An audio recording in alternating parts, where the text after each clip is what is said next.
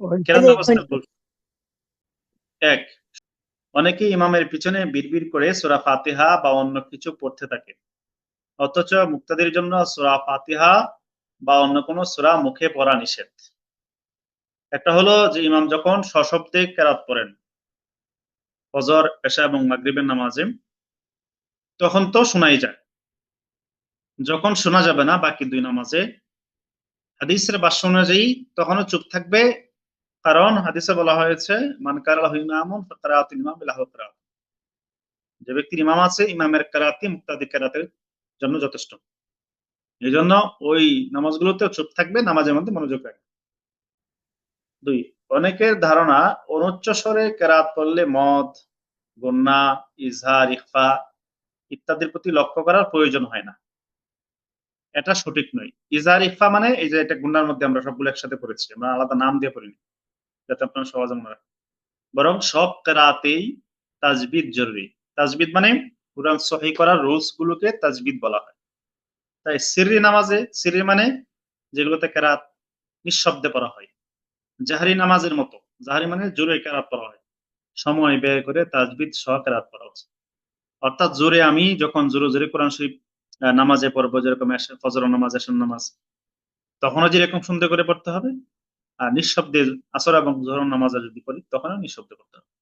তিন, জোহরের নামাজে তেওয়ালে মুফাসসাল লম্বা কেরাত বা কমপক্ষে আওসাত মুফাসসাল মধ্যম কেরাত পড়া সুন্নাত, অথচ অধিকাংশ ইমামগণ জোহরের নামাজে কাসরা মুফাসসাল ছোট সূরা পড়ে থাকেন, যা সুন্নাত পড়বেন। চার, অনেকে কেরাত এত বেশি ধীরে পড়েন যার কারণে সুন্নাত পরিমাণ কেরাত পড়া সম্ভব হয়ে ওঠে না। অথচ নিয়ম হলো বেশি ধীরেও না পড়া, আবার বেশি তাড়াতাড়িও না পড়া, বরং মধ্যম গতিতে হদরের সাথে সুন্নাত পরিমাণ কেরাত পড়া, মাঝামাঝি অবস্থা। তারাবি নামাজে অধিকাংশ হাফেজগণ এত দ্রুত কেরাত পড়ে থাকেন যে তাদের পড়া বোঝাই যায় না। এমন দ্রুত পড়া কোরআন বিকৃত করা শামিল নাজায়েজ। এতে নামাজের সওয়াব হাসিল হওয়া তো দূরের কথা, নামাজ সহিহ হওয়ার ব্যাপারেই সন্দেহ রয়েছে। তো এমন করে পড়ার চেয়ে সূরা তারাবি পড়া ভালো, যেখানে অর্থ পরিবর্তন হয়ে যাওয়ার সম্ভাবনা থাকে। কোনো কোনো জায়গায় আহ জোরে কি বলে দ্রুত পড়ার জন্য ইমাম সাহেবকে বলাও হয় যে নামাজ যেন একটু তাড়াতাড়ি পড়া হয়। তাহলে এগুলো এরকম যদি বলা হয়, তাহলে এটাই মুক্তাদের জন্য কখনোই কাম্য না। আর ইমাম সাহেব যদি কি করে স্বেচ্ছা করে, তাহলেও এটা ইমাম সাহেবের জন্য কখনোই উচিত হবে না। যদি নামাজ নষ্ট হয়ে যায় সব গুনাহ কারণ হবে, সব গুনাহ ইমাম সাহেবকে বহন করতে হবে। ব্যাস। অনেকে 3 রাকাত বা 4 রাকাত বিশিষ্ট ফরজ নামাজের সব রাকাতে সূরা মিলিয়ে থাকে, অথচ ফরজের শুধু প্রথম 2 রাকাতে সূরা মিলাতে হয়। সূরা মিলানো মানে সূরা ফাতিহার পরে আর একটা সূরা পড়তে হয়, ফরজের প্রথম 2 রাকাত। আবার অনেকে 4 রাকাত বিশিষ্ট সুন্নাত ও নফল, এটা নফল, নফলের মধ্যে শেষের 2 রাকাতের মধ্যে শুধু সূরা ফাতিহা করে থাকে, অথচ সুন্নাত ও নফলের সব রাকাতেই সূরা ফাতিহার পর সূরা মিলানো জরুরি। ফরজের তো প্রথম 2 রাকাতে সূরা মিলাবে, বাকি 2 রাকাতে মিলাবে না, কিন্তু নফল, বিতির, তারপরে হচ্ছে সুন্নত নামাজের সব রাকাতে সূরা ফাতিহার পরে আরেকটা সূরা মিলাইতে হবে।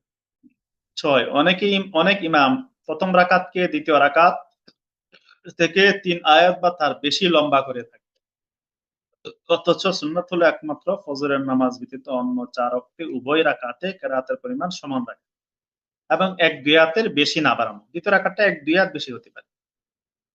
এই হলো কেরাতের ভুল।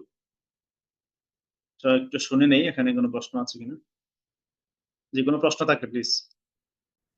আচ্ছা, সামনে হুজুর, জি। আমার একটা প্রশ্ন আছে।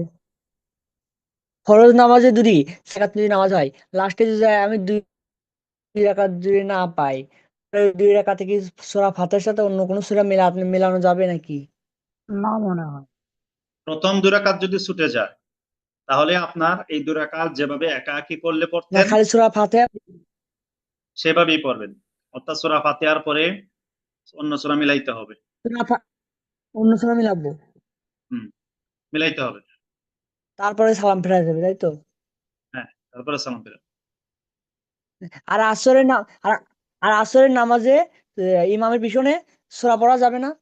না, পড়া যাবে না। সুপ সুপ মায় থাকলে হবে তাই তো? হ্যাঁ, চুপ করে থাকবে। খালি